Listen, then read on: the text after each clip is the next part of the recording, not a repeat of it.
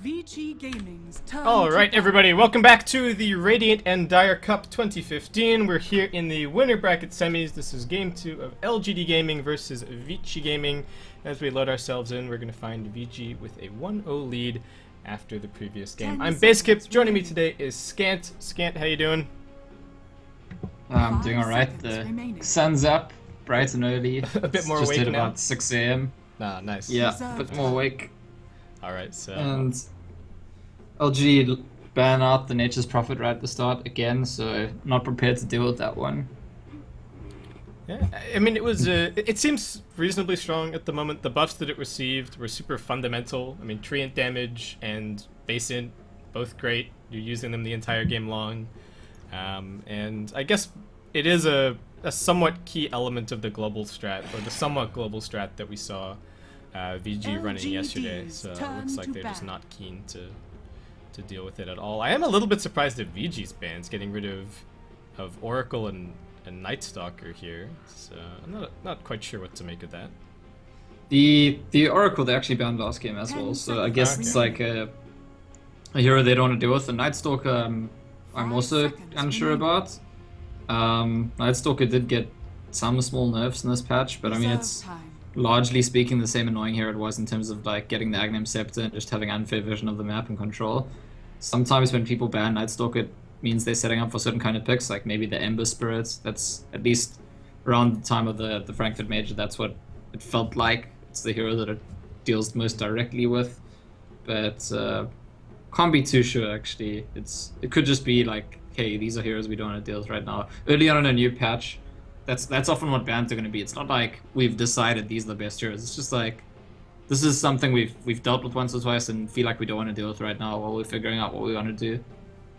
Yeah. So Vici Gaming aside, and this game aside, what's your take on Oracle in general? I haven't seen him in that many competitive matches so far this patch, but I'm interested to hear your take. So what I really like about the Oracle is that you've got, other than the ulti, you've got 3 skills that can be cast on both allies and enemies for like completely different purposes, and I think that makes for an interesting hero. I can't think of any other hero that's ever been in the game that works that way, where you've got like essentially 6 different skills because you're using it for the opposite purposes when you use them on allies or enemies. I also wanted to say that I don't know, in terms of like how good it'll be in competitive, I feel like it's just something my opinion on these things is usually, I know it's a bit boring, but it's usually like, we need to see it more, we need to see it played out more. The fact that a lot of professional teams are banning it and picking it suggests to me it's probably a pretty strong pick. There's some ways in which it acts similarly to Dazzle. In this, the ulti, I mean, in some ways it's even better than Dazzle, right? Because the ulti makes you unable to take damage for, I think, 7/8/9 seconds. So it's like a double length grave. Obviously with Dazzle, after grave ends, you just are what you are, whereas with Oracle after the ulti ends, you might just instantly die if you took a lot of damage during it. But there's also ways to heal the person. But yeah, just my main thought about the hero is that I like that it's got 3 different skills that could be used on either allies or enemies for different purposes.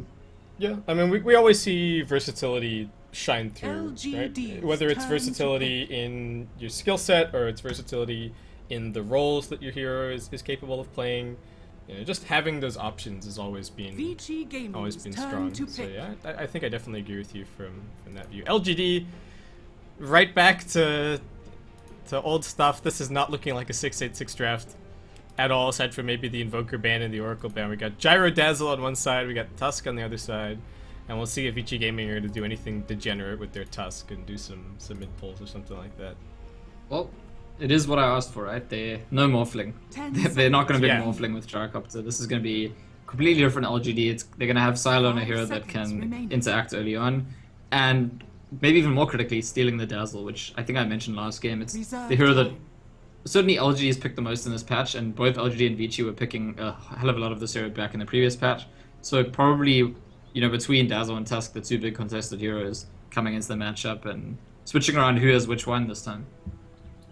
Yeah, so Vici don't have the Nature's Prophet, but I would still really like to see the Zeus AA strat, potentially. I think it's really good against both Dazzle and the Gyrocopter, but we'll have to see. FY could have something else totally different up his sleeve here. As it looks like the turn to ban.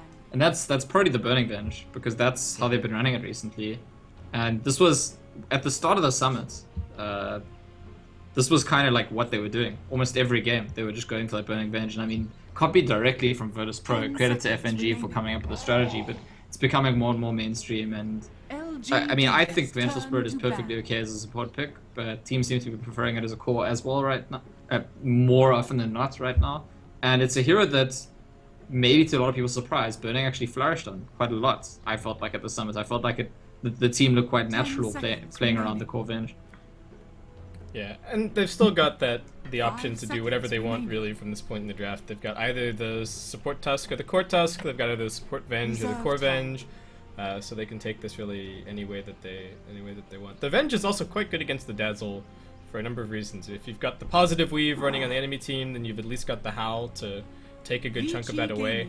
And Swap is actually probably one of the strongest forms of initiation at dealing with Dazzle, especially if you're a core Venge, because you're going to have the levels to have level 2 or level 3 in the Swap, and it gets to the point where you can swap the enemy carry into your team, burst him down, and the Dazzle just isn't able to get in range to get the Grave off. So I really like the pick from that point of view as well from Vici. LGD's turn to ban. Yeah, it's funny because LGD kind of showed at the start of this draft, fine, we're going to be interactive, we're going to pick the Jar, not the Morphling, and Vici, I feel like they step it up one level because Vengeful Spirit is like that much more early game oriented, that much more early pressure oriented. 10 seconds remaining. Yeah, we're seeing people, like, at least I was casting MDL SEA, the SEA qualifier the other day, and they were picking Vengeful Spirit all the time, and Eski especially. And when they ran it safe lane, they were looking at like taking the off lane tower at like 5 or 6 minutes into the game. Just get a Bassi. Southeast Asia. LGD's turn to pick. I would say Vengeful Spirit is like the top pick in Southeast Asia right now, and it's because we were saying earlier, like Invoker is just like globally, it's a thing. In Southeast Asia in particular, Vengeful Spirits is every game that I've cast as well has been first pick or ban Vengeful Spirit basically. So it's definitely a patch here, I feel like, and moving forward as we see more international events, I'm pretty sure it will spread everywhere. I just need to change the battery in my headphones very quickly. I'll be back in a couple of seconds. That's no problem. Alright, so what else do we have going on? LGD gonna get rid of the Ancient Apparition, so unfortunately I'm not gonna see. So we're not going to be seeing that AA Zeus, or just AA at all. And Vici getting rid of a Spirit Breaker and a Queen of Pain, interestingly enough. So I wonder if there might be maybe something like an Ember in the future coming up for them. Maybe someone that's a little bit more split pushy, or just someone a little bit squishier that they're looking to protect here on the middle lane. Because that's the impression that I get with those two bands. Maybe we'll see like a Dragon Knight or something if they want to go into the really heavy push here. The Earthshake you're talking about? No, so I pick was up like suggesting. Yeah, well, I was just talking about the Spirit Breaker and the Queen of Pain bans from Vici, suggesting that maybe we'll see something a little bit vulnerable on mid. So either somebody squishy like Ember, or they're looking to protect somebody's laning phase like Dragon Knight perhaps, because they're going to go all in on the push. Fair enough, that makes sense. And actually, Dragon Knight's synergizing very well with Core Venge, I think. Just getting that extra damage and Vengeful Spirit being the disruption or control in the fight for the Dragon Knight to excel. So I wouldn't be that surprised if that's where they go with this. Yeah, that would be a very SEA style draft, I think, the Venge DK, but like you said, everyone borrows little bits and pieces from everywhere. And there's actually plenty of strategies that you can look at, and you could say, yeah, SEA were actually doing that first. Maybe it wasn't the strongest at the time that they were doing it, but they do have a lot of strats under their belt. But you are going to get your wish, Scant. We are going to see some Faceless Void this game, it looks like. LGD's turn to yeah, so the one thing I'm most interested in seeing with Faceless Void is time dilation, just because it's like most of the hero, the changes you can theory craft.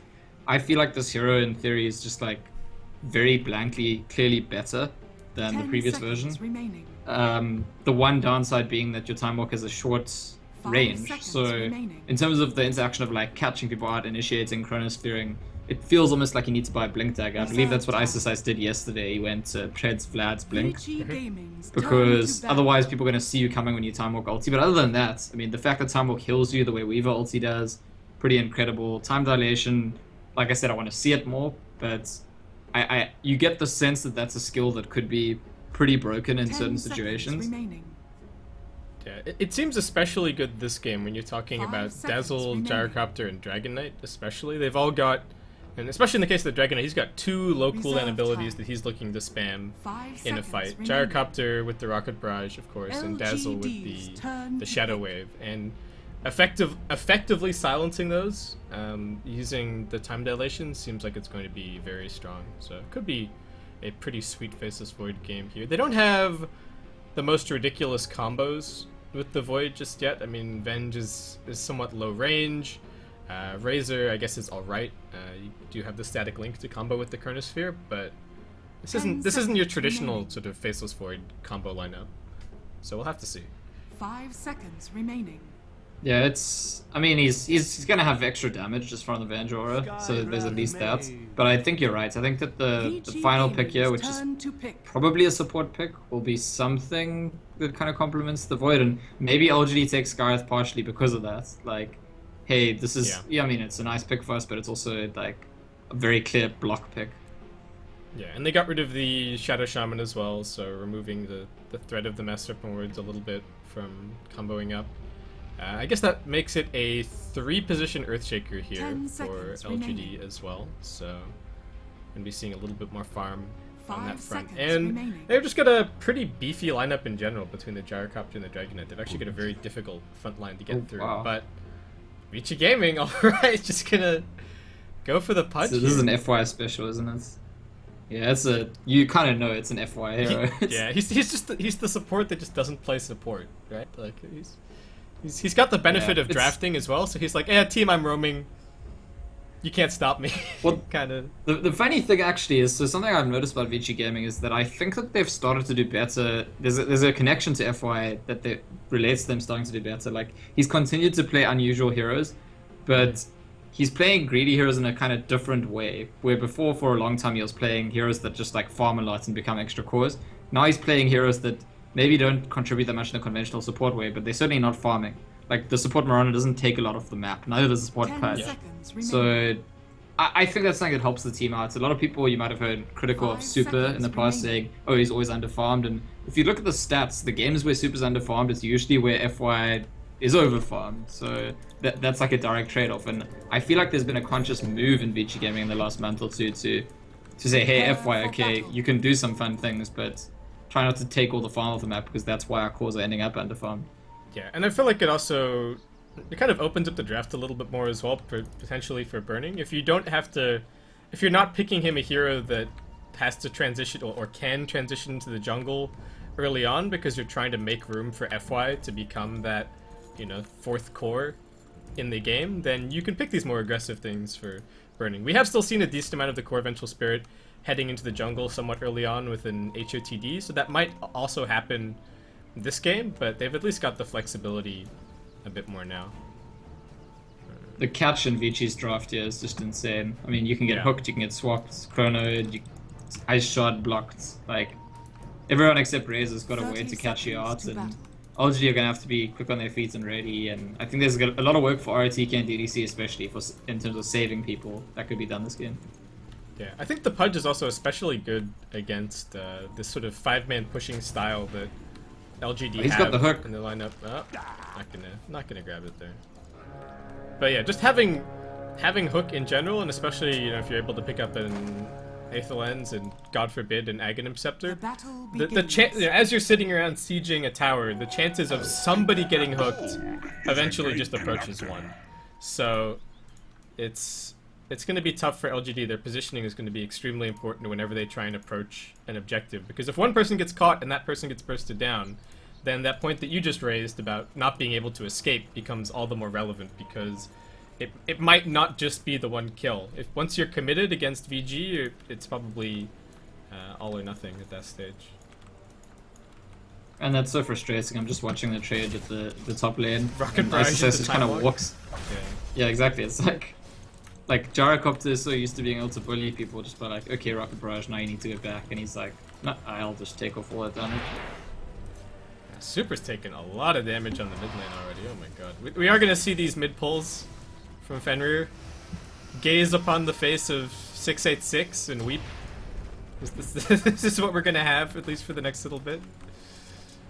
It's funny the route they take, right? I've noticed on both sides the ancients like take some kind of like they stop off in some trees on their way back to their camp each time you pull. Yeah, they try and hug like as close to the. Okay. Oh, Fender. Alright, yeah, but they seem to try and like hug as close to the ancient camp as they possibly can. Like they're constantly trying to find the shortest path back, but... Radiant's middle tower. Alright, they got the pull, but he died. And now the camp is double stacked, so I don't think he's actually going to be able to get any experience out of this anymore. Especially since it's dragons and thunder hides, that might actually be the worst combination for him, because it's going to kill the creep wave extremely quickly. So he's not really going to get anything out of it, I don't think. Faceless Void, tons of damage top lane, but does manage to survive. Tom walks back up a little bit more. That would be a novel way for Ice Frog to balance the ancient pools. Just like give the ancients like some freak chance to like out of nowhere to, like deal triple damage and kill you. I mean that's not what happened there. He just underestimated their damage, I think. But you know, I think that would be cool. Instead of like stopping you from being able to pull, just make it like extremely life threatening. To the hero. Yeah. Yeah. It could be. There are definitely plenty of ways to go about it, but I think something needs to be done. I get a nice plasma field here on mid from Super. Yeah, I was gonna say MMY is busy dying. I don't think he will die, but if he were to take, I think 2 hits after that, he probably would die. No reason he should. He could just get back after unpause. Yeah, he's actually quite low. What, 250 HP? It's still gonna damage him again as well. Yeah. The plasma field. Yeah. And this looks like there's one auto attack that's right at the end of its windup at the moment. I think he'll be alright, but who knows? Maybe he's gonna be forced to run over and just pass him a bottle sip. And that would be, I think he'd probably survive for sure there. RTK just blocking at the offlane a little bit at the moment. Already has his level 2, but what else do we have going on? We've had the pull blocked out by the Dire. So LGD, when they made that rotation through right at the start, I did block that out, didn't point that out, but Sentry Ward was unsuccessful in finding the D wards. So what has FY been doing with this time at the moment? No stacks or anything set up just yet. I guess the one thing that he could do is he could potentially try the safe lane pull with the big camp, where you hook it out and it loops all the way around and intercepts the creep wave. But you know, it's sort of in the style of the old Rubik pulls that people did a little bit. But at the moment, it looks like he's just gonna roam. Yeah, I think he needed to get himself level 2. Now he feels confident, and actually, looks like he's gonna go for the hook in mid lane. Yeah, got the mind game, aimed for the juke, and easy first blood.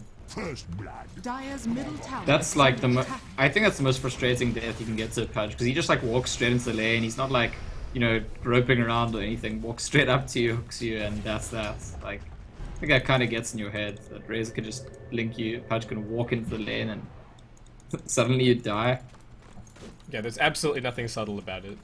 It's just Pudge runs up and almost has level 3 now, so level 2 hook will be coming up before too long. Fenrir just deny another wave of creeps. Maybe he's going to come up and try and at least steal some experience here. Still pretty tanky. Does get hooked back. Got some rot damage going on.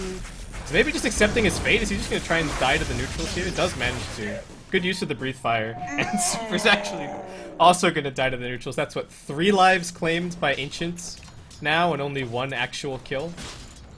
Oh boy. Well, these, yeah, that's what they should do. The Ancients should level up when they make kills. These dragons should be like level 5 black dragons now, whatever. Well, actually, they start level 6. They should be level 12. So what the new strat is with Chen, you just get your eggs, then suicide a whole bunch to the Ancients to level them up, and then you have your ultra black dragon. I mean, works for me. Yeah, no, I don't mind Chen buffs. I'm alright. Fair enough. ROTK nearly went down the bot lane to burning, and actually FY looks like he's trying to make a rotation around to threaten ROTK. I don't think he's been spotted anywhere, but ROTK is just playing the defensive game, might be going off to fish the lane, or yeah, just pulling it back a bit before he goes to base. Yeah, FY looks like he's just going to set up position here. Checking in on the CS, how are we doing? Super doing just fine on mid lane. 19-6 against the Dragon Knights, 11-1. It was already going to be tough enough for the Dragon Knight without the Pudge rotations, so yeah, maybe not having the best of times here. Not the flashiest hero either for him to be playing, so we'll see what he can do. Has his team set up any stacks or anything for him at the moment? No. What have the LGD supports actually been doing with their early game? We saw Mmy zoning on mid lane for a little bit, and I think he came top to zone out the Void, but hasn't really been doing anything since, though I guess the Void is a little bit behind the Earthshaker at the moment, though not all that much. So this is definitely a... Well, actually ISS is in trouble here because the silence, I don't think he's going to be able to be at no time walk and he will go down, but definitely a contrast to the previous patch where toward the end of 6.85, almost every game in almost every region we saw mid lane started as dual lanes, but it was usually like a Bane or a Scant or something, just like harassing for both sides the supports.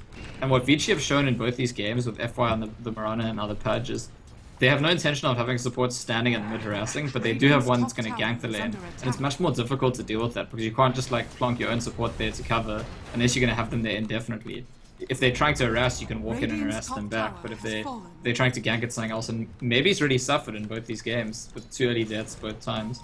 So pretty clear that Vici Gaming kind of like targets him a bit. Yeah, it's been really interesting to me to see the progression on how supports choose to influence the mid lane. For years and years, it was pretty much just ganking mid if you were going to do anything as a support to change things, and then we had a couple of patches of stacking mid, and it was only stacking mid, really. Nobody bothered trying to gank because you knew that the opposing supports were also going to be stacking mid, and so it was kind of difficult to do anything. And then we saw the emergence of sort of the Bane zoning and all that stuff recently, and it looks like VG are now kind of back to ganking the mid lane. Oh, here's the hook. Oh, not gonna hit. Expecting maybe to run back into the hook and maybe just kind of stood his ground. Yeah, I mean maybe But didn't it have gets any into. I vision, mean, so. yeah, it just worked out. I mean, what does get into your head though, playing against heroes like Mirana and Pudge, and back when these heroes were, well, Mirana at least used to be popular as a support. After just seeing the hook enough times, whether or not you've died, I mean, it's worse here because he has died once or twice and he has died once to the hook. But you start, you know, stressing about it, and it's already a very difficult lane to deal with, and now there's this other thing you need to be thinking about, it's the Dragon Knight, and yeah, there's a ping, I think RTK is saying, I'm going to place a ward here for you. Then you don't have to stress so much about Pudge here. And ward placement was not spotted by the Vici Gaming Observer ward, so yeah, they're gonna know that FY is over here now. The information isn't really gonna help maybe at all, though. He's still forced to just sit back here. I guess now he knows 100% for sure that FY is looking for him instead of just gambling with his life, but not really getting anything so long as FY is. Oh, SSIs again, in trouble. Sounds up. Long duration Ancient Seal, 2 points already for Mmy, and that is just another straight up kill. Yeah, so this is part of the, we set this Garth because of block pick with the combos of the Void, but it's also like definitely one of the better supports to deal with the offlane Void, and I mean, who would have known, because the hero's only been around in its current form for not too long, but I think it's well theory crafted by LGD that the Ancient Seal is just gonna, like, you know, completely destroy the hero. Like, before on Void you still had at least the backtrack, but that's gone, so it really is just about your time off. Yeah, silence has definitely seemed like the way to go about it. Or you need perfect chain stun, but even then, you mess up a little bit, and all of a sudden Void survives the burst because he gets the time walk off. So this seems like a very one and done kind of counter for LGD, which is quite nice. And with these kills, Mymy's been able to pick up some arcane boots, so he's had a pretty successful early game. Looks like maybe ducked into the jungle a tiny bit. RTK is still just chilling out mid, though I'm not sure what he can really do. If maybe he gets hooked over to the opposing high ground, I feel like he might still die anyway, just if he gets blocked in by shards or something like that. And LGD still being pretty efficient. They've sent DDC down to bottom to soak things up a bit. Another silence on the Void, but this time around he's kind of out of range of the rocket barrage, it looks like. The dive continues though.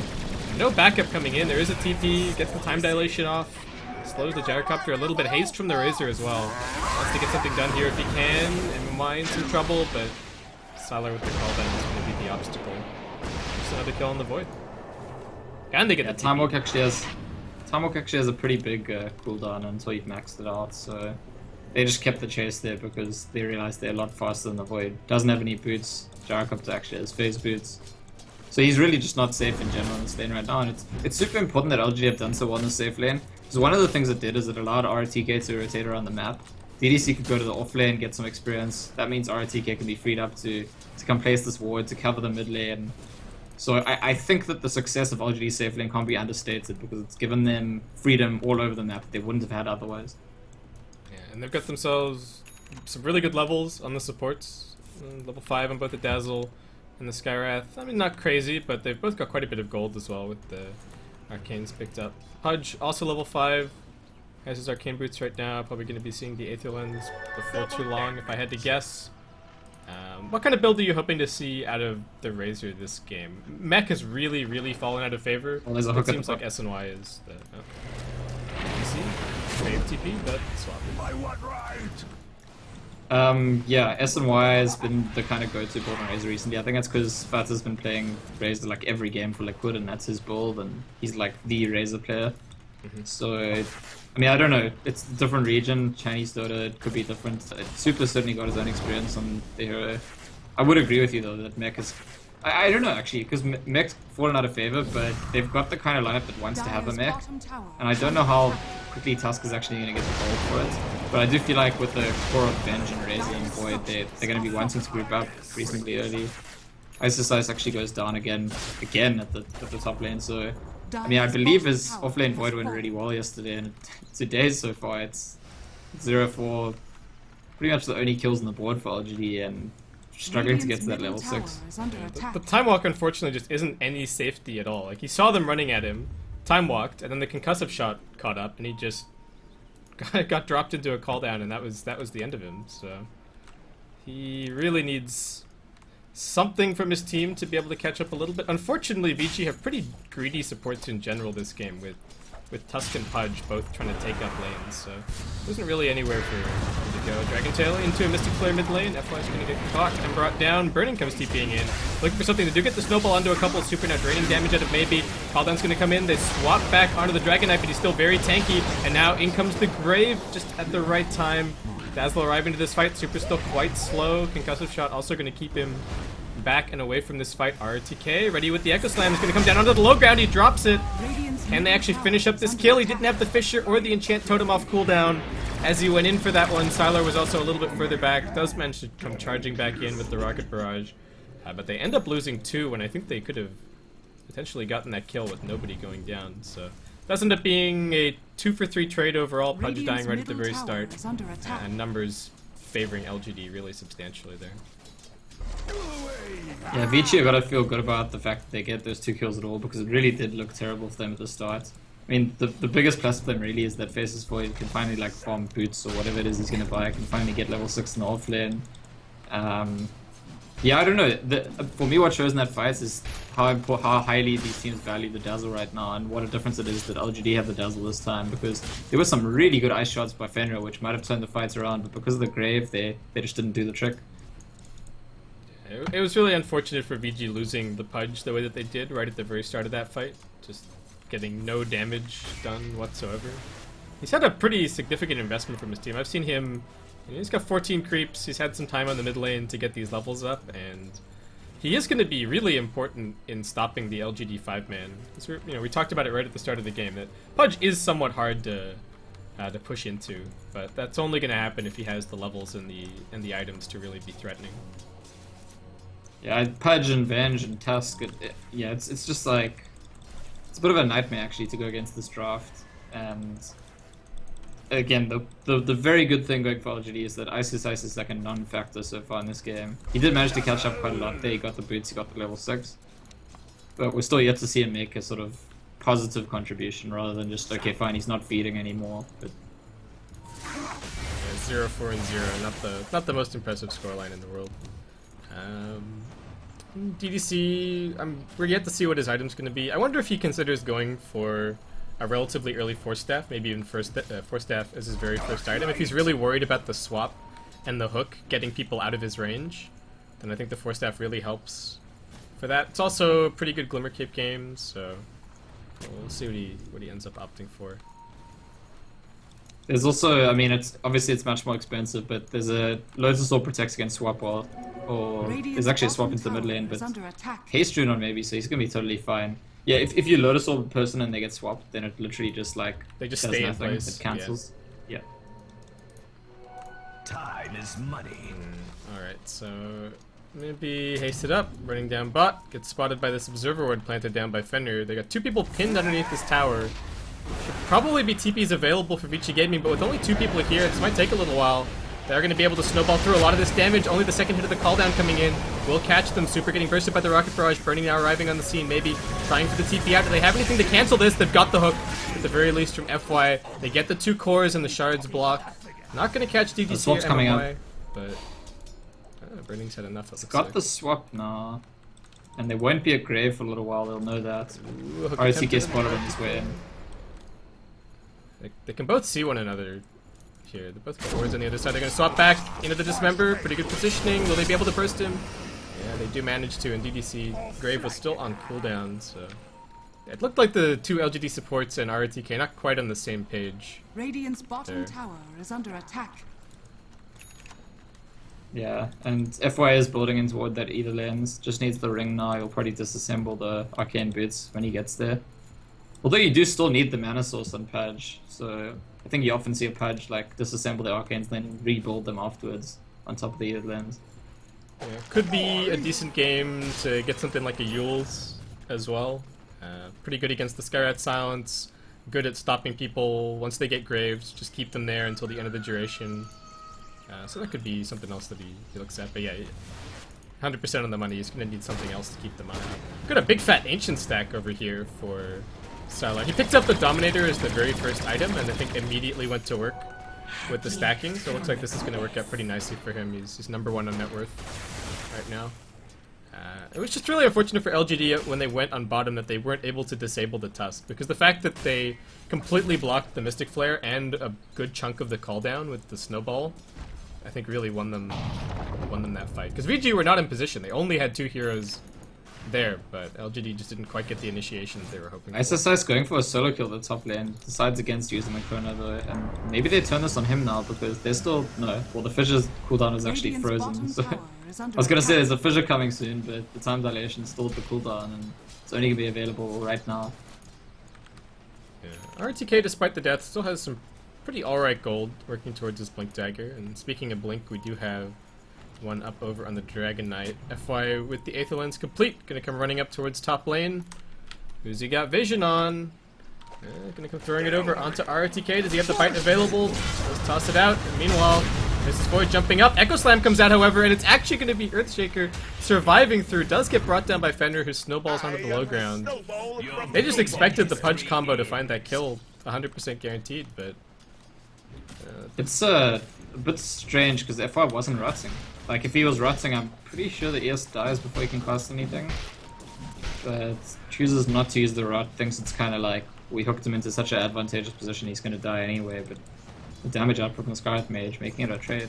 Yeah, I think they were just... Maybe he was anticipating that there was just going to be a shards from Fenrir to make 100% sure of the kill, but then they kind of split up going for both the Skyrath Mage kill and the Earthshaker. End up getting them both, so not terrible at the end of the day, but could have been a little bit cleaner. In terms of an overall lead, pretty much nothing in it right now. 0 net worth, more or less. 1500 experience in Vici's favor, as both of their somewhat greedy supports are actually getting some really good levels, both level 9 in fact, at the moment.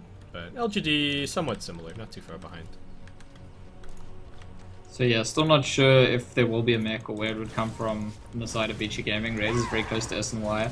Isis is going for his Vlad's build up that he went for yesterday on Faceless Void, so that'll be something with the Vlad's aura and the Vengeful Spirit aura. They're gonna have a lot of damage, plus the lifesteal on their whole team when they start creeping up.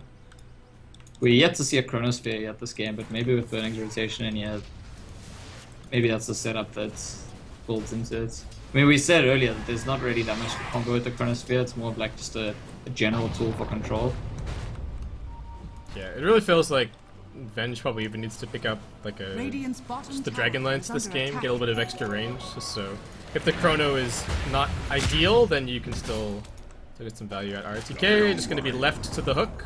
Radiant's bottom We're going to tower pick up has that fallen. kill. Really unfortunate for RTK that he's had Dire's these top back-to-back tower is deaths, under attack. stalling his Blink Dagger. That's what, 3 back-to-back, bottom lane, top lane, and now Dire's over by the structures top are rune. I think he'd fortified. have it if not for... Dire's if middle not for tower those. is under attack. Oh, FY is hunting, he's got the deep ward, he might actually find DDC here. Dire's top tower is He's under gonna pull attack. back. Dire's top tower has fallen. iG.V is actually caught up substantially. He's quite a bit richer actually than RTK now, despite the fact that he had a much more difficult early game. RTK started making rotations and got deaths at, as you said, at the wrong times. So it's really cost him. Yeah, and VG have finally been, the supports have finally been able to swap over and start making space for iG.V. It feels like initially they were applying a little bit of pressure, but then we had that window in the middle where they were really taking a lot of the farm on bottom and mid lanes, and now they're kind of paying that back by just ganking and moving, and iG.V finally gets a really nice safe lane down on bottom to farm up. So they're gonna have the mass auras coming up pretty quickly. Pudge has just grabbed some tranquil boots. They've got some really good vision around the place as well. The DDC, as I say that, is going to come in here with the sentry and clean it up a little bit. They've got the hook on the RTK. Oh, not again. Poor RTK. It's just unfortunate. We did talk about this. There's just so much catch. A lot of the time we're seeing like an ice shard set up for the hook or a swap set up for the dismember or the hook. There's just so many combinations of heroes that threaten someone who's on their own. As LGD have gone into the enemy jungle to look for stacks, didn't really find any, and they're gonna try and fight here. Jumping in on the Sylar, he's gonna get Grave, gets the cooldown off, in comes the Chronosphere, Fenrir's getting bursted with the Dragon Tail, into the Mystic Flare, FY a little bit off the mark with the hook, running after maybe an MMY at the moment. Maybe does manage to get the blink a little bit further away, slowed down by the time dilation. Meanwhile, the mid-fight just ended up being a 1-for-1, the Tusk going down, and looks like the Gyrocopter dying at the tail end of that Chronosphere.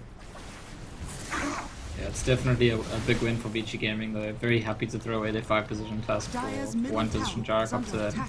Unfortunate for LGD that the approach to the fight was kind of like they were roping around with the Scarith Mage and the Dragon Knight, but the fight started before those heroes got there. So, well, their attempt to flank ended up working against them, and this is gonna be it. Oh, I'm watching like maybe another hook on RTK. Yeah, he does get caught. He gets dismembered. Is it Grave? He should be fine because the Grave. I just gotta watch FY. When nothing's happening, I just gotta keep an eye on him because this is it's just gonna be too many random hooks, I think. They really RTK at least has gotten to his level 11 now, but he's been on 1800 gold forever. Is the thing. Yeah, it's kind of funny though because of how long he's been stored and how many times they've killed him. It might be that when he finally hits the blink tag, it comes as a surprise to Vici Gaming. Well, there's another hook, and that's Sylar dead. They get the swap onto maybe. Again, there's no escape from Vici Gaming. Once you're committed to the fight, you're committed. FY is going to die to the rot. Got hit by the silence there from the Skywrath Mage, so just going to end up committing suicide. But that's 2 cores down, and Vici Gaming continuing the pursuit. RTK turns around to punch a ward for a second. That's going to slow him down a little bit, and Super closes the gap. A few more auto attacks coming in. One more will do it. That's a triple kill for Super. And Vici Gaming more than happy to continue finding kills here. They were going to come back and finish up the ancient stack steal that they started earlier. Oh boy. Yeah, it's really not been RTK's series. The previous game, I think his Tusk was like 0 for 9 or something at the end of the game. And he struggled early on. This game, I don't know, I mean, he's early on, I feel like he did what he needed to do. It's just like this recently, as you've been saying, he's been close to Dagger forever and just not managing to stay safe, keep himself alive, just to finish the Dagger, which really could have a big impact, but the longer we wait for it, the less of an impact it is, because you gotta imagine that at some point Venge and Razor, yeah, there's Razor's BKB, and Venge probably going to, yeah, Venge, Burnix nearly got a BKB too. Once both of them have BKBs, if you only get the Earthshaker Blink, then there's much less potential for big swings in fights. Yeah, and Earthshaker is by far their most important counter initiator as well. You know, in theory, you're hoping that somebody gets hooked, and then the Earthshaker is able to jump in and get a big combo off, and everybody else arrives, and you can kind of save the day. But they just don't have that playmaking potential, unfortunately, right now. I don't know how FY found that hook on mid lane. I don't know if there was just vision, but it looks like they didn't have a ward necessarily in the area. So, and it was nighttime as well. Could have just been totally random, and Gyrocopter just getting destroyed there. Well, with that super... ISSS... what do we got? ISSS got the blink again, so I think acknowledging very clearly that the one weakness of the current Faceless Void is that you can't catch people out with Chronosphere, but well, now you can. And maybe we've been looking at it incorrectly all along. Like, he's going to catch a big Chrono, and someone's going to get hooked. I think that's really the plan. It's not really about dealing a lot of bursting someone down in the Chrono as much as, like, one person in the Chronos definitely get hooked and killed, and maybe iSize attacks another one. Yeah, and even if the other thing that they could do is if they get the swap or the hook, then iSize just jumps into the back lines and stops anybody else from protecting that hero that they've grabbed. So Gyro gets swapped, he's getting bursted.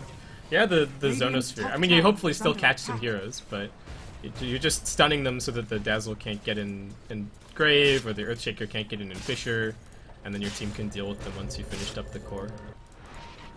Come on, RTK. Just this camp. I'm pretty sure this camp gives him his dagger. Double damage. Yeah. Woo. He's done it.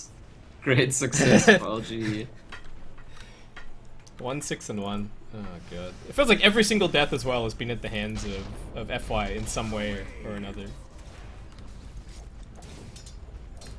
Yeah, this is like, I mean, it's a bit of a throwback back to the days where like Chinese teams would go against Na'Vi and just ban Pudge all the time because it's like unsure how to deal with it. And I think after games like this, a couple more games like this, and Vici Gaming could get a reputation for like FY Pudge, and that's a real strength for a team to have. I mean, I feel like TI5 was won in large part on the back of iG having heroes that CDC had to ban, just didn't know how to deal with. And any time that you develop this kind of reputation for hero, it's a very big deal. So basically, I think that the success of FY's Pudge in this game is something that could extend beyond the game itself. Yeah, and he can play all the gimmicky heroes as well. Or, you know, I think gimmicky is even a little bit unfair, you know, as a way to describe it. But he's also extremely solid on all of your regular supports as well. So if you're spending a significant chunk of the draft banning weird stuff, then you're only going to let VG have their other comfort heroes, especially for their other players.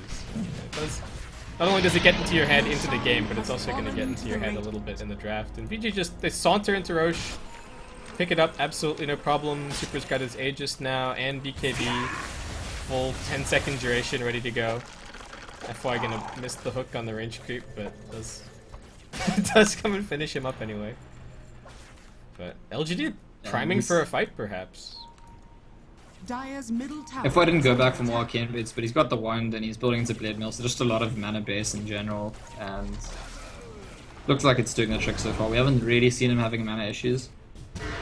DK's used the ultimate, gonna jump in here for the Dragon Tail. We got a defensive hook back onto Super, and now we've got the swap on the DK, preventing the Earthshaker from coming in and doing anything. They're gonna burst down maybe. DDC trying to get in for the Grave, even force staffing forward, but unable to do too much more. Super now runs in. They're looking towards DDC, who goes for the self-Grave. Continues to run back. Super's got the Plasma Field in 1 second though, and it looks like that is gonna be the kill. Gem of True Sight fortunately up on the high ground. Super tanking tier 3 damage. MMY. Really nice ultimate. Silas being chased. But it's not enough to find the kill in the void. And On the other side, Silas being chased by the Pudge. Yeah. It does manage to juke him here, it looks like. Yeah, hook's out of range. I mean, the way that started, I was watching that part of the fight. Sylar was actually beating Burning, and there was a really nice hook initially by FY to like, kind of like control, break up the fight, and it turned around on Sylar. But Vici won the rest of the fight, the duo casting, so they'll be happy with it. Oh, just missed time on the hook there. Not sure that he actually makes a kill if he hits that hook anyway. I think there's enough cover that everyone might be in danger. Dire's bottom tower is under attack. Yeah, it could be a little bit troublesome. Depends on whether or not the Gyrocopter survives to get the call down off. Alright. Just gonna back themselves up for now. They didn't quite get the tier 2, but as I say that, it's on its last legs. The Aegis did end up being expended, so I feel like that was actually pretty decent for LGD, all things considered. They didn't buy back on anybody, they managed to keep control of their gems, since DDC very wisely backed up all the way. The fight got split down the middle, but it looked like, on the whole, you know, not terrible for LGD. Yeah, if Sylar had died, it would have been pretty bad for them, but the fact that he ends up making it out and doesn't get hit by the last hook, very important, I think, for his team.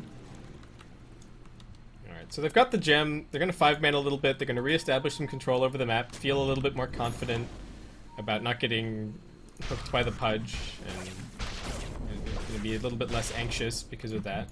LGD sizing up this mid-tier 1, perhaps, it looks like, just waiting on some more heroes to get in position. DDC going to hand the last hit over on that ward over to Maybe. He still has quite a bit of catching up to do, actually, this game. Definitely a bit of a gap between him and the other 1 and 2 position heroes in this game. And RTK looping around here. They've got the double blink to come in. Super's gonna get dragon-tailed. Stunned up, but they get the hook out, saving him from everything. And now in comes the Chronosphere, catching onto 3. Ice drops low pretty quickly. LGD not taking too much damage just yet. Grave comes out into maybe. Might have been just a little bit early. We've got the bite over onto MMY. He's also gonna be focused down the plasma field on the punch. Finishing up the Dragon Knight. Tyler just trying for the TP out. Is he gonna be able to get it? No, I think he got bashed by Ice. And that is a 3-for-0 FY in the perfect position for the defensive hook play. Oh, He's man. done everything this game, hasn't he? I mean, Yeah. the mid fight also started that way. Razor got initiated on and he hooked him up, and it's like, it's so irritating because the initiation combo for LGD is very much like single points. You stun someone's Scarlet ultis, and if they get hooked away, like all of a sudden there's your initiation. I mean, sure you've got the Earthshaker as well, but a big part of your initiation is bursting one target down, and that target just keeps getting saved. Yeah, they baited that so nicely. I mean, RTK even needed to... He knew that he had to commit with the Echo Slam because they couldn't afford to have the Razor get his BKB off and just turn the fight around on them, so... There wasn't any time for him to sit and consider, but... FY pretty much single-handedly wins that fight. Really nice Chronosphere as well from Ice, and off the back of that, they're just gonna charge straight down mid with the Aura Strat and clean up a very easy laner X here. Oh, man. Yeah, I feel a bit God. bad for LGD. LGD picked like I said at the end of the last game, I want them to have a more interactive draft, like not pick the Morphling, and they did pick a more interactive draft. Their heroes do a lot of things early on. They were making kills in the early game in the safe lane. It's just like, what are you meant to do against this Pudge if he keeps landing hooks? It's just like in like a twisted way that also makes the game uninteractive because you're always fighting from a disadvantage, whether he's hooking his allies out or hooking enemies in. Like it just like it distorts the regular dynamic of an interactive team fight so much that despite the fact that they've picked into like, hey, let's have these fights early on, they're not getting to really have the, I guess what you'd call a fair fight. Yeah, and they keep trying to get the initiation themselves. We got another smoke coming out, but unfortunately not going to find anyone here. VG have picked up a gem of their own, so are feeling like they're a little bit in the dark after LGD swept through earlier with their own gem and cleaned things up. Roshan is at least 2.5 minutes away, so we won't be seeing that for a bit. And both teams still just kind of vying for position at the moment in the Radiant jungle, but Pudge is always going to be the difference maker potentially if he gets that crucial hook to start things out. Ice is building into Aghanim Scepter. It's the same build he went for yesterday. The entire development looking the same, and we saw in the previous fight, it seems like his ulti is almost like being used as a Naga ulti, like reset the fights. I mean, he gets some hits off, but it's mostly like, you know, his teammate had been hooked out, they got to regroup, reposition, make few decisions about how they were going to go back into the fights because the enemy team had been chronoed. Yeah, get some drain charging up for the Razor, consider who they're going to be swapping out, you know, maybe line up for another hook potentially, but yeah, definitely... It goes against a lot of what LGD are trying to do, which is get in with the Earthshaker and the Skywrath Mage and just blow somebody up right at the very start. So it's making life exceedingly difficult. Even we haven't even had to see a defensive swap out of the Core Venge yet, but that's also something that's going to stuff LGD's initiation, even if they do manage to find the kind of thing that they're looking for. There's going to be Blink Snowball, or there's going to be Hook, or there's going to be a swap. So almost no matter who you jump, it feels like LGD are going to have some problems. This is the third ancient stack I think that Vici have stolen from LGD's side of the map this game. So just adding insult to injury. Radiant's top tower is under attack. Oh, that was a nice attempt by FY trying to mind game the blink there, but maybe just manages to get past it. Alright. Radiant's top tower has been We denied. got top tier 2 going down. Looks like both teams not willing to commit too heavily to anything. I think Vici trying to wait around until the Roshan pops back up. More than likely. Lots of dewarding going on both sides, so expect to see both teams grouped up if they're going anywhere close to the river. Maybe he still needs to farm. I mean, he's actually fallen behind the Void now at this point in terms of net worth. And I guess he's just working on a... I'm not even sure. I was about to say BKB, but BKB doesn't even seem all that impressive here. Almost everything that Vici have actually goes through it, and the bulk of their damage is just right click. Yeah, it seems like the natural build just to like deal with the extra Oh, Echo stuns and Slam, stuff. Mystic Flare, Chain Stun. Alright, RTK's revenge. But that means that they're going to be able to go on bottom lane and just swap back, maybe into the Dismember. Calldown's going to come in, but it's barely going to tickle. Fenrir wants the kill secure. He's going to fly in with the punch. And does grab that one for himself, but it's just going to be a pick-off trade around the map. Yeah, and while that all happened, firstly, Ice did finish his Aghanim Scepter before he died, so not really the end of the world.